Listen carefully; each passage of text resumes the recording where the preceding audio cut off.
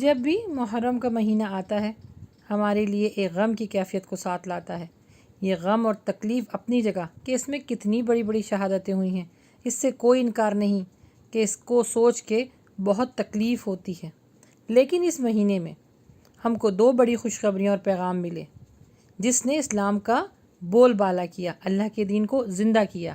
ظالموں کو یہ پیغام دیا حضرت موسیٰ علیہ السلام نے اور حضرت امام حسین نے کہ سر تو کٹوا سکتے ہیں، جانیں بھی قربان کر سکتے ہیں، اپنا سب کچھ اللہ کی راہ میں قربان کر سکتے ہیں، لیکن ظالموں کے آگے سر نہیں جھکا سکتے۔ اسی لیے قیامت تک اس دن کی جو حیثیت ہے وہ ہے خوشی کی حیثیت ہے۔ آپ سوچ رہے ہوں گے کہ کیوں؟ تو آئیے جانتے ہیں۔ نبی صلی اللہ علیہ وآلہ وسلم جب ہجرت کر کے مدینہ پہنچے تو مدینہ میں آپ نے دیکھا کہ جتنے بھی یہودی تھے انہوں نے روزہ رکھا۔ تو آپ صلی اللہ علیہ وسلم نے دریافت کیا کہ ان لوگوں نے روزہ کیوں رکھا ہے؟ تو حضرت ابو موسیٰ اشعری نے فرمایا کہ اللہ کے رسول صلی اللہ علیہ وسلم ان کا یہ کہنا ہے کہ اس دن اللہ سبحانہ وتعالی نے حضرت موسیٰ علیہ السلام کی قوم کو یعنی بنی اسرائیل کو فرعون سے آزادی دی تھی، تو حضرت موسیٰ علیہ السلام نے شکرانے کا روزہ رکھا ہے، تو اسی لیے یہ لوگ بھی اس سنت کو فالو کرتے ہیں۔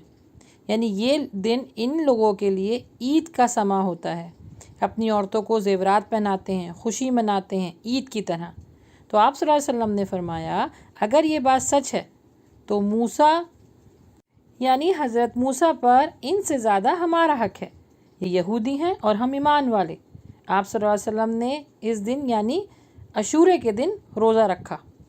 حدیث میں آگے آتا ہے کہ اس روزے کی فضیلت یہ ہے کہ پچھلے سال کے صغیرہ گناہ معاف کر دیے جاتے ہیں، اور اللہ کے نبی نے فرمایا کہ اگر اگلے سال میں زندہ رہا تو میں 9 اور 10 کا روزہ رکھوں گا تاکہ یہودیوں کی مخالفت ہو سکے۔ لیکن اگلے سال آنے سے پہلے اللہ کے نبی کا وصال ہو گیا، تو اب یہ سنت ہے کہ 9 اور 10 کا روزہ رکھا جائے۔ تو در حقیقت یہ ہے روزے رکھنے کی اہمیت، فضیلت اور اس کا ریزن۔ ہمارے عرف عام میں یہ بات مشہور ہے علم کی کمی کی وجہ سے کہ سب یہ کہتے ہیں کہ حضرت امام حسین کی شہادت ہوئی تھی اور ان کے اوپر کھانا پینا بند کر دیا گیا تھا، اس لیے ہم اس دن کا روزہ رکھتے ہیں۔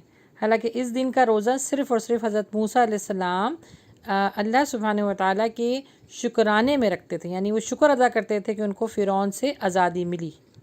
اس روزے کو اگر سنت کے اعتبار سے رکھا جائے تو 9 اور 10 کا روزہ ہے۔ اگر لیکن کسی وجہ سے روزہ 9 کا چھوٹ گیا، اگر وہ 10 کا بھی رکھنا چاہے اکیلا تو وہ بھی رکھ سکتا ہے، کیونکہ نیت جو ہے ہماری پیچھے حضرت موسیٰ علیہ السلام اور اللہ کے نبی صلی اللہ علیہ وسلم کی اتباع میں رکھنا ہے۔ دوسرا یہ کہ اگر جو حدیث بتاتے ہیں کہ 11 کا روزہ رکھ سکتے ہیں، کہ کسی کو اگر 9 کا نہ ملا تو وہ 11 کا رکھ لے، یہ حدیث جو ہے وہ ضعیف ہے۔ جو راوی ہے وہ ان سے روایت کر رہا ہے اور ان کی روایت جو ہے وہ ضعیف ہوتی ہے۔ لیکن کوئی اگر یہودیوں کی مخالفت میں 11ویں کا روزہ رکھے تو رکھ سکتا ہے، کیونکہ یہ نفلی عبادت ہے، تو نفلی عبادت تو آپ کسی بھی ٹائم کسی طریقے سے آپ کر سکتے ہیں۔ دوسری اہم وجہ جو اس میں شہادتیں ہوئیں، حضرت امام حسین نے سر تو کٹوا لیا لیکن ظلم کے آگے اپنا سر نہیں جھکایا۔